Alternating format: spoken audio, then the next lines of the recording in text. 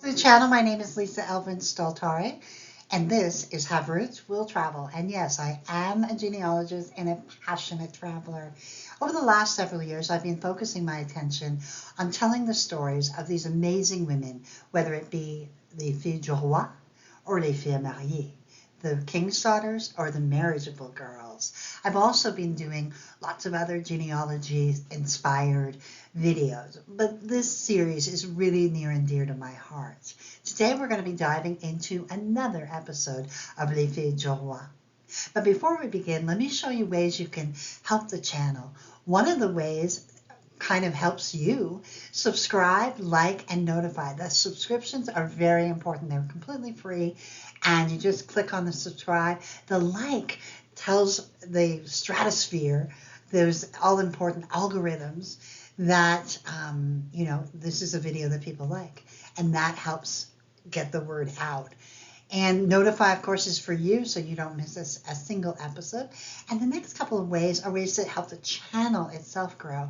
And we have the memberships now that are part of YouTube, and they start at 99 cents and go all the way to $24.99. All of you, whether you're at the low level or the high level, you will get access to all of the videos immediately. And that's something new that I started last month. And so all of you who are members get access immediately to all of that next month's videos. Plus, at each level, you get different perks and that sort of thing. And just have a look and see if it's something that would interest you. You also have on my PayPal. I have PayPal on my website that you can donate to. And also, if you like a particular video and want to show your support, you can actually do a super thanks and put in the amount you want. And that's also kind of like a tip for me. So thank you so much to those of you who have contributed to that. I love that. It's kind of like a little perk that I get every once in a while. So appreciate that. But with that being said, let's get started and get to know our Filles du Roi of this episode. So today we're going to be looking at Anne Javelot, episode 310. And she is not a viewer request. I simply wanted to study her because she's part of a broader picture that will become clear as we watch this episode. So let's get to know Anne a little bit better. So Anne was born in 1636 in La Rochelle, France. Her parents were André Javelot and Sepharin Lescure.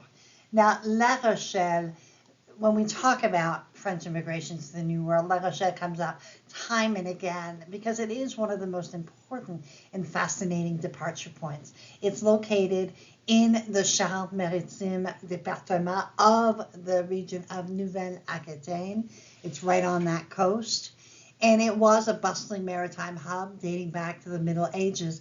By the 1600s, it was a powerful trading center, exporting wine and salt and other goods. And it played a crucial role in transatlantic voyages, especially to New France. But La Rochelle wasn't just known for commerce.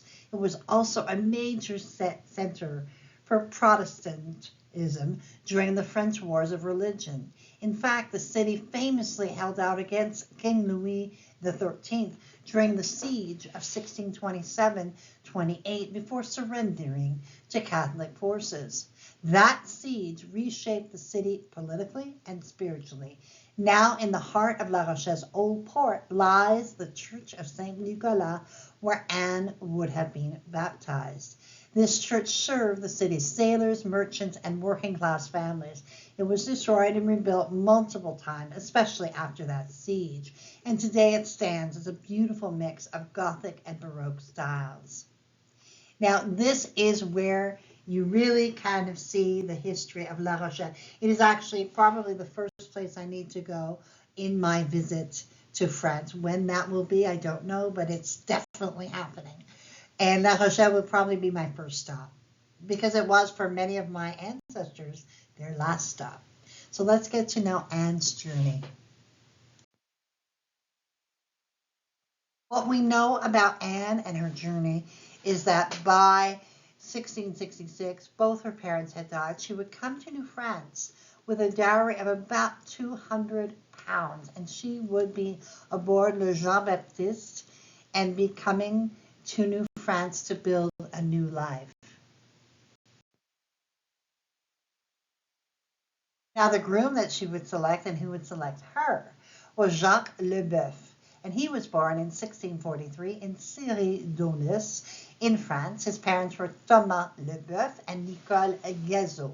Now, you can see by the circles that he's from the exact same area as our Anne. Nouvelle-Aquitaine region and Charente-Maritime. Now, Syrie-Daunis is really, really close to La Rochelle.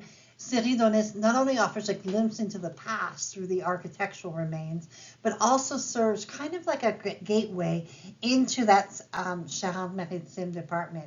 The commune's legacy from Celtic times through to the medieval period Renaissance is encapsulated in sites like the church that you see before you of Notre Dame, making it a fascinating destination for anyone interested in French history and culture. And basically, the area's history is deeply intertwined with both religious and military influences, as shown by the involvement of figures such as Guillaume de Syrie and the Knights Olivier de Coulon during periods of conflicts like the Hundred Years' War and religious transformations in the Protestant Reformation. The destruction and subsequent rebuilding of significant structures like the castle and the church highlight the strategic importance and tumultuous past of Syrie-Daunis. Can you imagine walking these streets? And I'm sure it's very peaceful, but when you know the history, you know, wow, this is what was happening at that time. So this is the area that Jacques would have come from. Now, Jacques would arrive in New France, as so many before him, probably on a contract of 3 to 5 years. We know that he was confirmed in 1664, which probably means he was there earlier. By 1667, he was presumably a man who had not only assets, but was ready to get married. And so on January 3rd, 1667, Jacques and Anne were married. Jacques and Anne would settle in a city called Sainte-Foy, and it's very close to Quebec. It is actually part of Quebec City today, but at the time it was its own separate city. Sainte-Foy's name comes from the French word for holy faith, named after Saint Faith, a young Christian martyr. The area was settled in the 17th century during the early expansion of New France. Like many colonial communities, life here revolved around the church, the parish, and farming. By 1669, the parish of Sainte-Foy was officially established, and the settlers were mostly French, living on long, narrow plots of land called seigneuries, which stretched out from roads or rivers. These farms were worked by hand and life was simple, shaped by the season and the Catholic calendar. But Sainte-Foy isn't just a quiet farming story. It's also played a major role in one of the biggest conflicts in Canadian history. On April 28, 1760, was the site of the Battle of Sainte-Foy, one of the final showdowns of the 7 Years' War.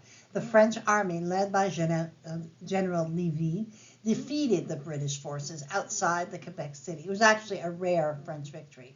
But unfortunately for them, it wasn't enough to change the outcome of the war.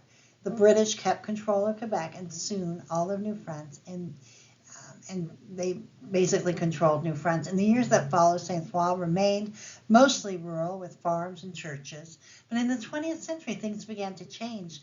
The area developed quickly with new schools and shopping centers, and eventually Laval University, which helped turn it into an important educational and economic hub. And in 2002, Sainte-Foy officially became a borough of Quebec City. So it really is a testament to the history of Quebec. Sainte-Foy is a very special place on so many levels. And so when you walk it, you're walking along a city that has been there since almost the beginning, but has reinvented. So it's really an important part of Quebec history. In the 1667 census, we have Jacques and Anne Javelot. I don't know where that name comes from, but we know that that's his, that is probably how they pronounced Javelot. And that's the only assumption. You can see there that she is listed as being 32 and he's 21. Let's have a look at the family they created. Now, they would have Jean and their firstborn, and Philippe, who would unfortunately pass away in 1669. Jean would go on to marry Angélique Garon, the Petit Bois, and would have one child. Now, the fact they only had two children is because Anne would pass away sometime after the birth of her son Philippe in March of 1669. She would have been only 33 years old about at this time, and she and Jacques would have been married a mere 2 years. So an absolutely tragic loss, and absolutely she leaves us with one son, and the descendancy is very, very small at that time when she passed, but it would grow. So we will leave you now with the end of Anne's life, but Jacques' life and the next episode and the next chapter continue in the next episode of Les Filles du Roi. I'll see you on the next episode, and we will continue this story. And so we say goodbye to Anne much, much too soon. And Anne would only leave us with one child, and who in turn would only have one child. But by the third generation, which is past that 1729, record that they did or analysis, Anne's legacy would be assured by the 5 great-grandchildren and so on and so forth. And so please let me know if you are one of the descendants of Anne, because I would really love to know that she lives on. I know she does, but I just want to reach out and make sure that those of you who are a descendant of this very special lady, we are ever grateful for her contribution, and we bless her memory, and we are, absolutely tragically sorry that she had to lose her life so quickly. But for those of you who are descendants, you can thank her extreme bravery and her strength to be able to begin the journey that her husband would carry on. So thank you to Anne. We bless your memory, and we are grateful. And I am grateful as well for my patrons, supporters, and subscribers. Thank you for all of you, for all you do. I appreciate you. And with that being said, I will see you on the next episode of Les Filles du Roi. And until then, au revoir.